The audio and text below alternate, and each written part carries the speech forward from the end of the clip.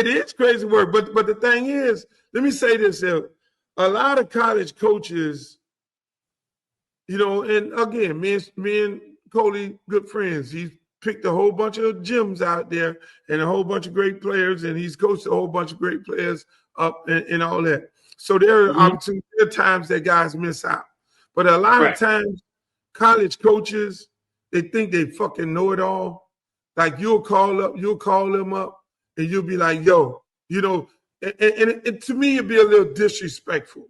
You know what I'm saying? It becomes disrespectful because they don't respect the amount of players that you've coached and you've developed and you saw on film who got that it. And then when you recommend the guy to them, you would think that it would be more valuable if you recommend the guy from another team, not necessarily just recommending the guy on your team, but a guy on another team, and they'll take that recommendation as valid, right? Because you have validation as a coach, right? But a lot of times they don't do that, and you know, I got to the point where I got frustrated, man. Fuck this.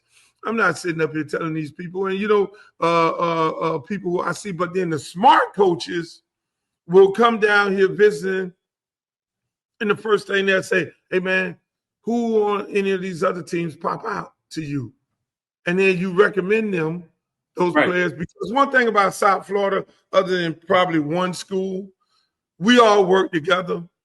We all collectively work together. And he played against Tyler Huntley, who was his backup a long time at the Ravens. Really? Yeah, I'm the only one to have video of that game.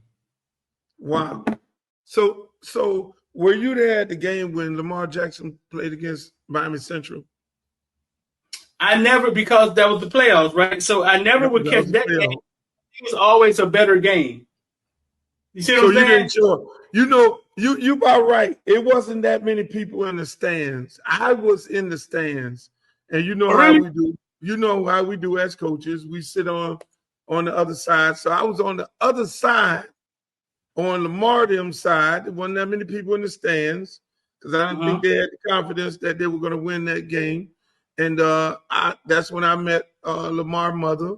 I saw this kid throwing the ball. I forget the name of the kid he was throwing the ball to. I thought he was exceptionally well.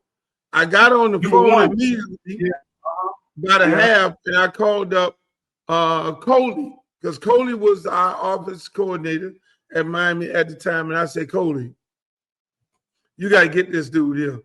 This dude is special. This dude got that it. And Coley was like, oh, we looked at him, and we got our quarterback. He's all right. We don't think he's a quarterback. He's more of a receiver. I was like, huh? What? Huh? See, most people don't know that story. I sat there and was like pleading with this dude, similar to what you did with the linebacker, the story that you talked about with the linebacker playing for Armwood. Armwood, yeah.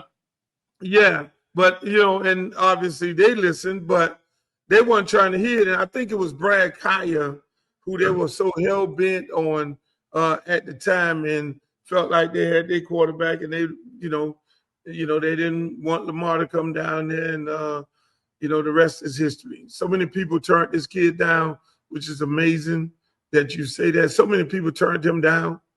I always remember that picture of him being the last quarterback drafted in that draft, and him laying on his mom's shoulder like a little baby in her arms. Yeah. That this travesty had happened to him, and to see him doing what he's doing right now with all those naysayers who passed him up, it is amazing. I just love this story. I love it for more reasons than one. And most people should show that story. And I tell my son all the time, that story about him, being the underdog and people passing him up. They passed him up all the time. He wasn't the special guy. And those guys normally had that burning thing in them, like the Tom Brady's, like the Devontae Freedmans, who are all these guys say ain't this and ain't that. They get past, and before you know it, Before you know it, they're there. Oh, I'm sorry.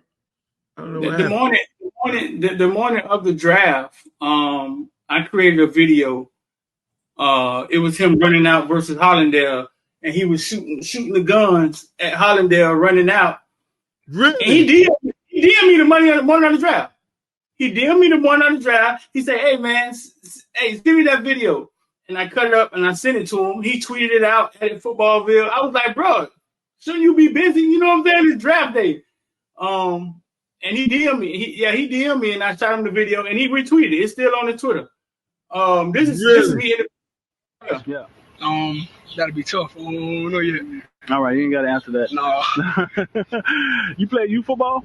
Yeah, I play for Pompano Cowboys and Northbrook Raiders. Oh, okay. So you from down? See, because he grew up in Pompano, and his mama took him to Boynton. She didn't want to raise him in Pompano in the hood. And this is one day after. My standpoint now, I moved it up. But you came down here to play for Pompano Cowboys? No, I'm from. Mom, I see your mom right here in the background. She give you a lot of support? Mama was always there, though.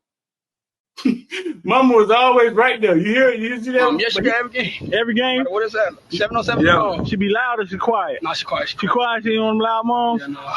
Okay, last year, who's the best team you played against last year? Central? Was Central the best team? So you finna talk about playing against Central. Listen to his stats, Luke, in the losing effort.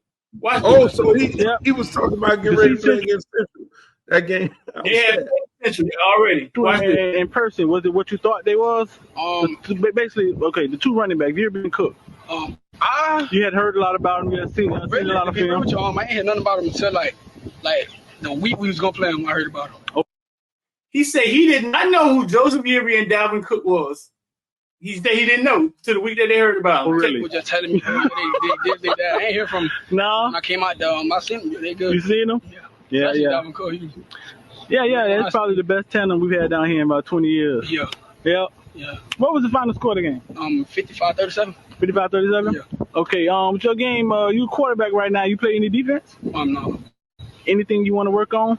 So you need to get better at? Sure, everyone got an arm. Yeah? Yeah, that what college want to see because they know I can run. Uh-huh. But basically that's it. And get my drop backs better. That's it. For the work. Yeah, and you working with anybody? Yeah, my coach from Little League. Yeah? You working with you on your technique? Yeah. So you like playing quarterback? Yeah. Yeah? Mm-hmm. Well, all right, look.